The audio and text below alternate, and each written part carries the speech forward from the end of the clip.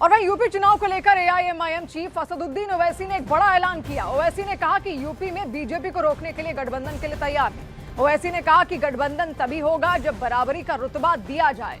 ओवैसी ने कहा कि गठबंधन में हमें इज्जत की नजर से देखा जाए, यानी जितने भी लोग अब बीजेपी के खिलाफ चुनाव लड़ना चाहते हैं उनका सीधा ऑफर उनको।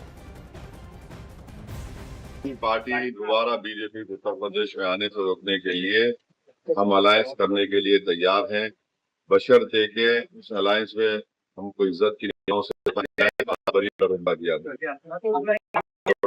और हम तो अपना चुनाव बड़ी ताकत से तैयारी के साथ लड़ रहे हैं और हमारे अध्यक्ष जनाब डॉक्टर सतीश साहब और एमआईएम पार्टी के तमाम workers, post holders, zone incharge बड़ी मेहनत कर रहे हैं और हमारी कोशिश जारी है। सर, यूपी में बड़ा हिस्सा सपा, मुस्लिम वोटों का बड़ा हिस्सा सपा के साथ माना जाता है, इसमें क्या आप अपने किसी के साथ नहीं, कोई किसी के साथ नहीं हो गए वो दिन जब कोई विकल्प में था। एमआईएम पार्टी बड़ी स्ट्रांग विकल्प के तौर पर उभरी है और जो लोग इस तरह की बकवास कर रहे हैं उनका अंदाजा हो जाएगा।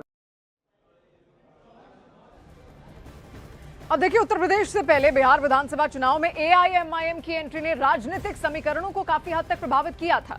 महागठबंधन ने ओवैसी की पार्टी पर वोट कटवा होने के आरोप लगाए थे। कई सीटों पर त्रिकोणीय मुकाबले बने, जिससे मुस्लिम वोटों का बंटवारा हुआ और आरजेडी कांग्रेस का पारंपरिक वोट समीकरण कमजोर पड़ा। मुस्लिम युवाओं के एक वर्ग का राजनीतिक रुझान भी एआईएमआईएम की ओर बढ़ा। फिर सीमांचल में पार्टी ने मजबूत पकड़ बनाई, जिससे आरजेडी कांग्रेस का अहम वोट बैंक प्रभावित हुआ। कई सीटों पर बेहद करीबी मुकाबलों में एनडीए को बढ़त मिली। इसका सीधा असर आरजेडी के मुस्लिम यादव यानी कि एमवाई समीकरण पर पड़ा और महागठबंधन की पूरी चुनावी रणनीति प्रभावित होती दिखाई दी।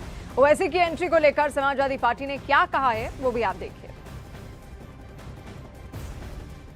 कहा है कि भाजपा बुलंद है, हम भाजपा को हराने वाले दल का समर्थन करेंगे। किसने कहा? ओवैसी। भाजपा को हराने वाला जो भी होगा उसका स्वागत।